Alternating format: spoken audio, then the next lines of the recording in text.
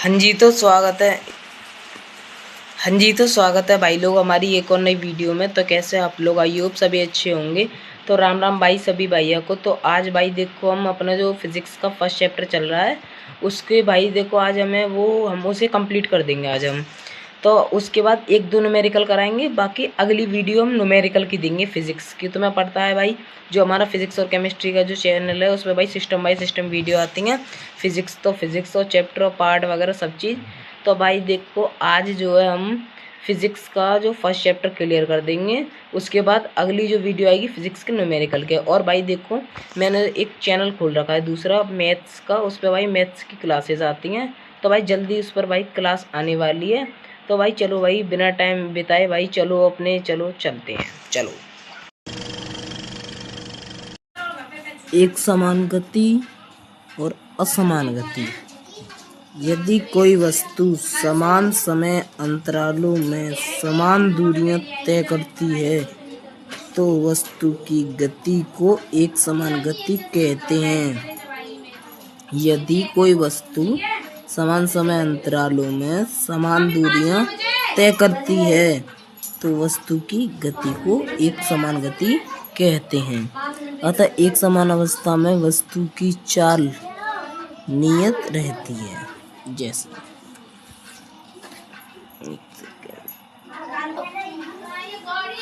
कोई कार है, हाईवे पर 36 किलोमीटर प्रति घंटा चल रही है। प्रति घंटा ये हुई हमारी एक समान गति।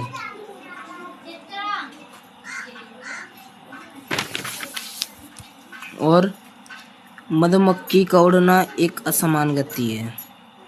मक्खी का उड़ना एक असमान गति है। असमान गति। यदि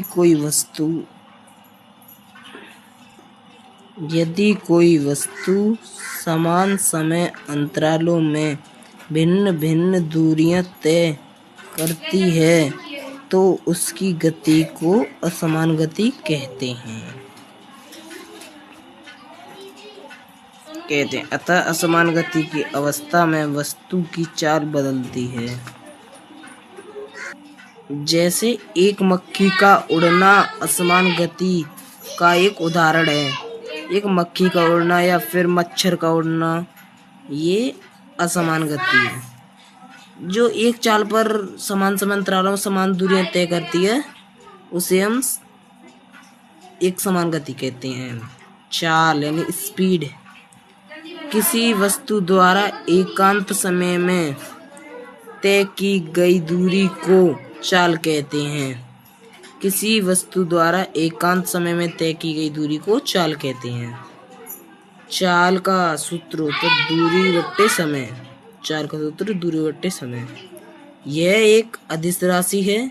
इसका मात्रक मीटर प्रति सेकंड होता है। औसत चाल। किसी गतिमान वस्तु की औसत चाल वस्तु द्वारा कुल तय की गई दूरी को समय अंतराल से भाग करके प्राप्त किया जा सकता है। इसकी एक और डेफिनेशन, एक अंक समय अंतराल में वस्तु द्वारा तय की गई कुल दूरी को वस्तु की औसत चाल कहते हैं।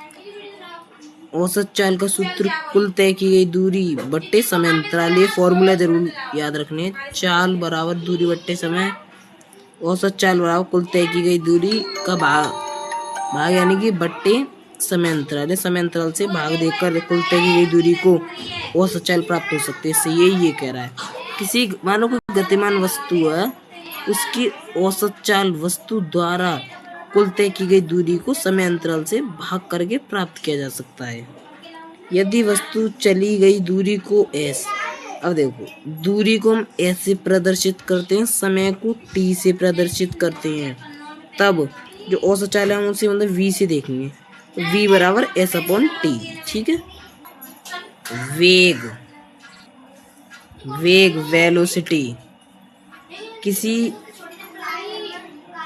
किसी वस्तु द्वारा निश्चित दिशा में एकांक समय में तय की गई दूरी को वेग कहते हैं। वेग एक सदिश राशि है। इसका मात्रक मीटर प्रति सेकंड है। सदिश राशि क्यों है? क्योंकि निश्चित दिशा आ रही है और हमारी अदिश राशि वे भौतिक राशि है जिन्हें व्यक्त करने के लिए परिमाण की आवश्यकता हो, दिशा की आवश्यकता ना हो। अगर इसमें दिशा की आवश्यकता ना होती तो एक ये अदिश राशि होती। इसमें दिशा की आवश्यकता है क्योंकि सदिश राशि की डेफिनेशन वे भौतिक राशि हैं जिन्हें व्यक्त करने के लिए परिमाण और दिशा दोनों की आवश्यकता होती है। उसे वो कहते हैं, क्या कहते हैं? सदिश राशि। ये वेग एक सदिश राशि है। इसका मात्रक मीटर प्रति सेकंड है। वेग का फॉर्मूला विस्थापन बटे समय, विस्थापन अपॉन समय। अब विस्थापन क्या है? विस्थापन है डिस्प्लेसमेंट, किसी वस्तु की प्रारंभिक व अंतिम स्थितियों के बीच की दिशा सहित न्यूनतम दूरी को विस्थापन कहते हैं।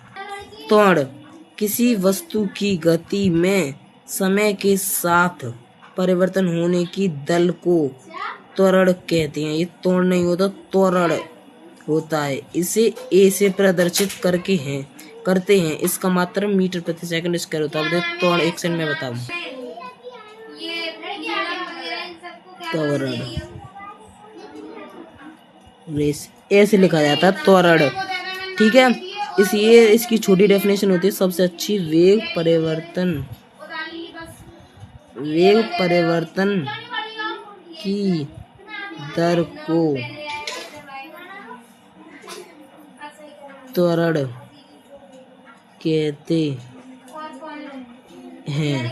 ठीक है, जो त्वरण है हम इसे डिनोट यानी कि प्रदर्शित किससे करेंगे? इसे स्मॉल ए से प्रदर्शित करेंगे। ठीक है, इसका मात्रक मीटर प्रति सेकंड स्क्वायर होता है। अब बात आती है गति के नियम। गति का प्रथम नियम होता है v बराबर u प्लस at। v यहाँ पर v होता है यहाँ पर अंतिम वेग। अंतिम वेग क्या होता है? v।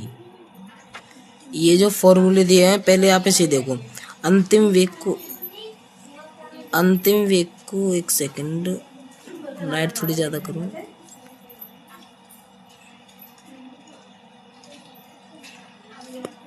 अंतिम वेग को v से डिनोट करते हैं, प्रारंभिक वेग को u से, त्वरण को a से, समय को t से, दूरी को s से। तो ये गति का जो प्रथम नियम है ये v बराबर u प्लस at। दूसरा नियम क्या कहता है? s बराबर ut प्लस 1/2 at स्क्वायर या फिर हाफ at स्क्वायर। बहुत लोग कहते हैं हाफ at स्क्वायर, तो बात एक ही होती है। 1/2 का मतलब हाफ होता है। v स्क्वायर बराबर u स्क्वायर प्लस 2as। ये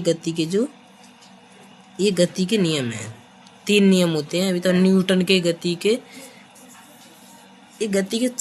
समीकरण होते हैं। ये थोड़ा दिक्कत हो जाती है इसमें। अब आएगा ना जो न्यूटन की गति के नियम आएगा। ये गति के 3 समीकरण। इसी के साथ ये चैप्टर जो है खत्म हो चुका है। इसके न्यूमेरिकल हम अगली वीडियो में देखेंगे।